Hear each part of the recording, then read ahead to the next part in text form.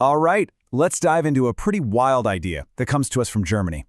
It's summed up in this one phrase, Jeder Mensch ist Kunst, and that translates to every human is art. Now, this isn't just about how we see paintings on a wall. It's a radical idea that could change how we see, well, literally everyone, including ourselves. So let me just ask you, straight up, are you a work of art? And I don't mean that in a cheesy, you're beautiful kind of way. I mean, are you literally a masterpiece, right here, right now? It's a strange thought, for sure, but it's the key to everything we're about to unpack. What if just existing is your greatest creative act? Okay, so first up, the Busey's connection. To even begin to understand where this crazy idea comes from, you gotta know about one of the most important and, yeah, most controversial artists of the 20th century, a guy named Joseph Beuys. He's the one who planted the seed for all of this.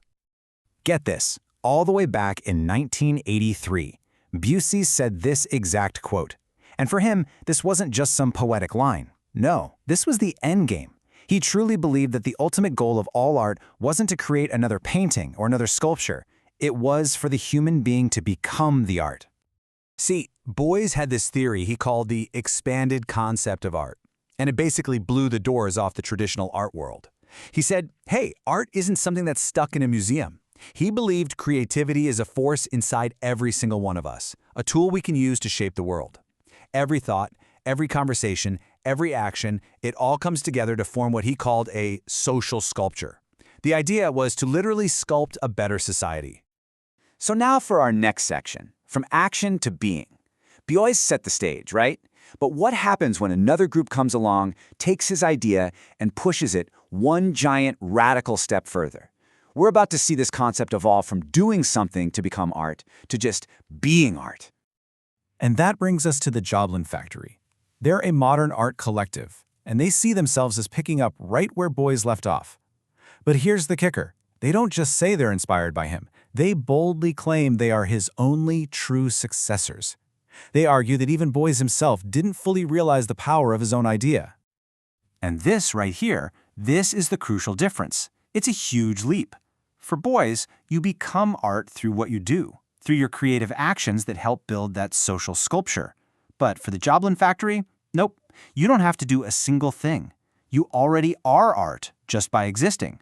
So the focus snaps from shaping society to shaping the self, what they call a private sculpture. All right, our third section, art rights, not human rights. Now, if we actually go along with this idea that every person is fundamentally a work of art, the implications are absolutely massive. Seriously, this isn't just about changing how you look at art. This could totally flip our understanding of law and ethics on its head. Which leads us to this completely mind-bending question. If a person's basic status is that of a masterpiece, does the whole concept of human rights even make sense anymore? Or do we need a totally new rulebook? And that is exactly what the Joblin Factory puts on the table. Kunstrechte statt Grundrechte. Art rights instead of basic rights. They've actually gone and drafted a completely new set of principles for a world that sees its people not as legal entities, but as living, breathing works of art. So what do these so-called art rights look like? Well, here are their 5 proposals. And you can see, right, they sound a lot like the human rights we're familiar with, but everything is reframed through this artistic lens. Dignity is about the dignity of the artwork. Equality means every single person, no matter who they are, is art. It's a really fascinating and, you have to admit, pretty provocative philosophical shift. Moving on to Section 4.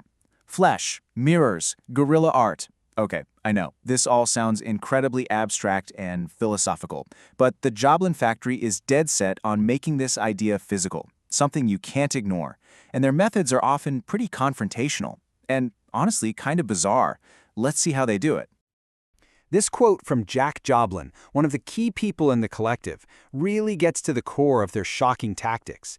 They use materials like dead animal flesh, not just to gross you out, but to force you to become hyper-aware of your own living, breathing flesh, because that, they say, is the real art in the room. So what does this actually look like? Well, they use mirrors in their installations as a sort of bridge, forcing you to literally see yourself as the artwork. They create things they call salmon art and flesh art, and they're famous for staging these uninvited guerrilla exhibitions at huge art shows, basically crashing the party to make sure their ideas are seen and talked about. Now, this is absolutely crucial to understand. The objects themselves, the flesh shirts, the salmon pictures, the mirrors, that is not the art. The Joblin Factory calls them memento multiples. Think of them like souvenirs or little reminders. Their one and only job is to point away from themselves and point directly back at the real masterpiece, you. And this all builds to their final, unavoidable, and really radical conclusion: Der Mensch kann nicht Kunst sein. It's a double negative in German, which makes it super powerful. It doesn't just mean a human can be art, it means a human cannot possibly not be art. It's not a choice, it's not an achievement, it's just what you are. So I'll leave you with this final thought to chew on. If there's even a little bit of truth to this, if every single person you interact with today, your family, your coworkers, the person who serves you coffee, is a one-of-a-kind, irreplaceable masterpiece, then who or what is the artist? Thanks for tuning in.